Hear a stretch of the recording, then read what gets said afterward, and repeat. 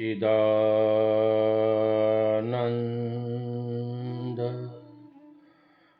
गुरुवे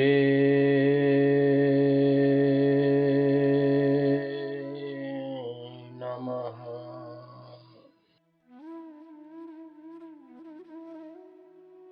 शिष्य गुरु महाराज को प्रश्न पूछते हैं, गुरु महाराज आप बार बार कहते हो ये जगत अविद्यमान है, मिथ्या है, सत्य नहीं है, पर अज्ञान से स्वप्न की नहीं सत्य लगता है, उसमें विद्वान भी है। और जैसे स्वप्न का नगर शून्य है, वैसे ही जगत अज्ञान रूप है। वह अज्ञान क्या है और अविद्या कितने काल की है, किसको होती है, उसका प्रमाण क्या है?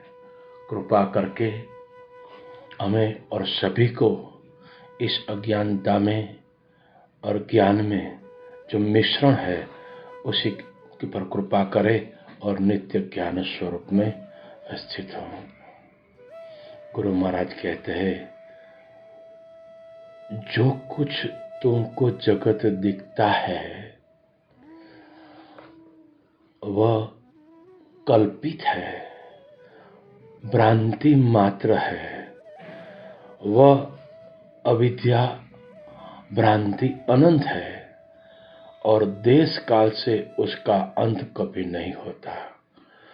जिसको अपने वास्तविक स्वरूप का अज्ञान है उसको सत्य दिखाई देती है। जिसको वास्तविक स्वरूप मिथ्या का पता चल गया है कि सत्य नहीं है, उसको सत्य दिखाई देती है। इतिहास है, इस सब का अनुभव है। आत्म स्वरूप चिदाकाश में अणु अणु में अनंत ब्रह्मांड में स्थित है।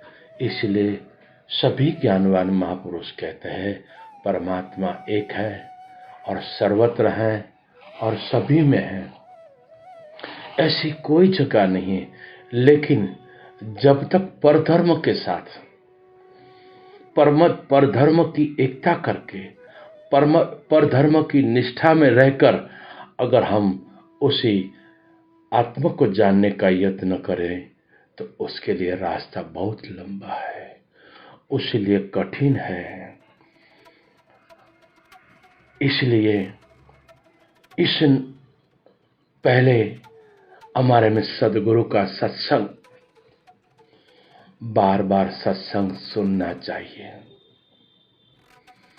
वास्तव में देखा जाए तो पल में परमात्मा प्राप्ति हो सकती है, लेकिन ज्ञानवान महापुरुषों को सब पता है। अभी कोई नया है सत्संग में और जिन लोगों को तुरंत ज्ञान निष्ठा हो जाती है वो पूर्व के किसी भी संत महापुरुष के पास कुछ न कुछ सेवा की होगी, सत्संग किया होगा और शरीर का अंत हो गया, इसलिए उनको अभी मनुष्य जन्म मिला और तुरंत राजा जनक की तरह, प्रहलाद की तरह, आप सभी की तरह तुरंत आत्मज्ञान की अनुभूति हो जाती है।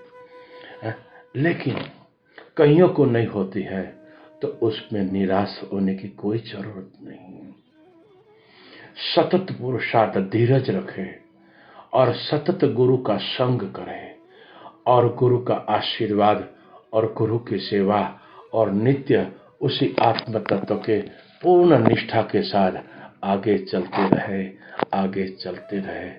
एक दिन सही बात जो जनक को समझ में आई थी, जो वालिया लुटारों को समझ में आई थी, जो जैसल को समझ में आई थी, जो आप सभी को समझ में आ गई है, वह सभी को समझ में अवश्य आ जाएगी।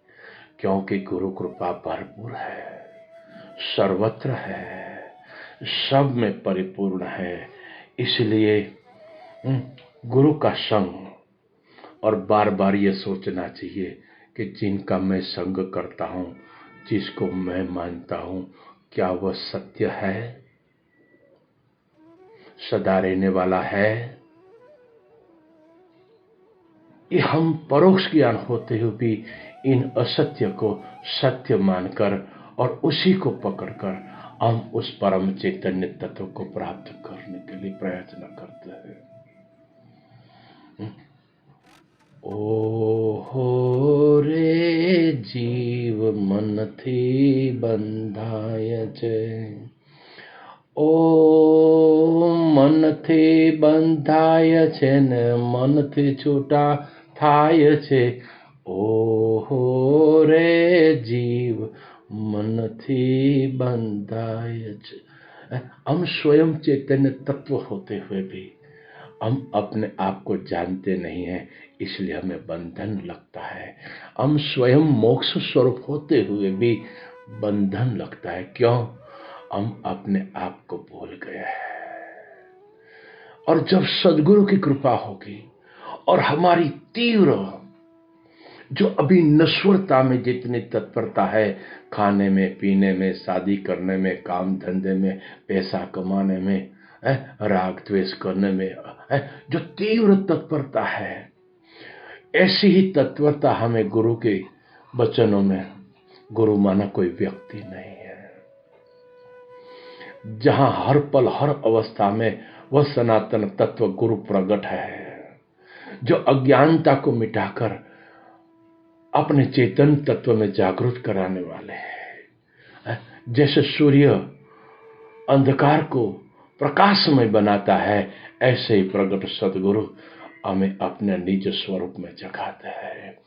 इसलिए जब तक हमारी इस अनंत जन्मों की अविद्या का बाध न हो, तब तक हम गुरु का द्वार न छोड़ें। गुरु तेरा संग न छूटे, बस इतनी कृपा करना। गुरु तेरा सत्संग न छूटे, इतनी कृपा करना। गुरु तेरे संग में अखंड रहने का सामर्थ्य मिले, बस इतनी कृपा करना। गुरुदेव, तू जिस परम पद में ठहरा है, उस परम पद में ठहरने की शक्ति हमें देना। और सर्वत्र अभी जो आपकी दृष्टि में सर्वत्र एक सनातन तत्व आत्मा है, ऐसी हम सभी को उसी परम चैतन्य तत्व की जागृति हो, इतनी कृपा करना मेरे गुरुवर। हम न कहीं भटक जाए, इस नश्वरता के प्रलोभन में, इस नश्वरता के मोह माया में और आसक्ति में फंस न जाए, इतनी कृपा करना मेरे गुरुवर, इतनी कृपा करना।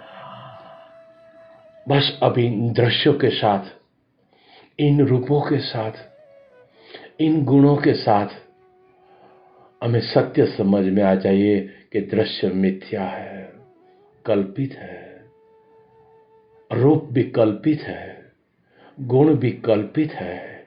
ये पंचभूत का जो शरीर है, जिसको मैं करता हूं, ये आपके परम बोध से हमें मिथ्यात्व की अनुभूति हो जाए। परोक्ष को तो ज्ञान सभी को है, लेकिन ये पता चल जाए कि ये सत्य नहीं, मैं नहीं, मेरा नहीं और सत्य नहीं। मैं एक केवल साक्षी हूं, मैं एक केवल चैतन्य स्वरूप हूं, मैं एक केवल ज्ञान स्वरूप हूं, मैं एक केवल अद्वैत बोध स्वरूप आत्मा हूं। और उसी आत्मा की शब्दों से उस पार की व्यापक स्वरूप की ये अनुभूति गुरु महाराज आपकी कृपा से सभी को विवेक और वैराग्य और परम उपदेश से अविद्या का बाध होकर अपनी निजानंद मस्ती की जागृति हो। जो अर्जुन कह सकता है कि मेरा मोह नष्ट हो गया, ऐसे ही सभी का मोह नष्ट हो जाए, यानी मिथ्यात्व का बाध हो जाए। एक सनातन तत्व जो नित्य तत्व है, जो सत्य तत्व है, जो सत्य स्वरूप है, उसी की अनुभूति फिर कभी मरने का डर न हो। क्यों? जन्म ही नहीं है, मृत्यु भी नहीं है। न मेरा जन्म है न किसी का जन्म है, न मेरी मृत्यु है न किसी की मृत्यु है। तो क्या है? एक चिदानंद रूप शिवोहम शिवोहम। न मैं पुरुष हूँ न मैं स्त्री हूँ, न मन हूँ न बुद्धि हूँ, न इंद्रिया हूँ, न मेरी कोई जाति है, न मेरा कोई धर्म है, न मेरा कोई संप्रदाय है।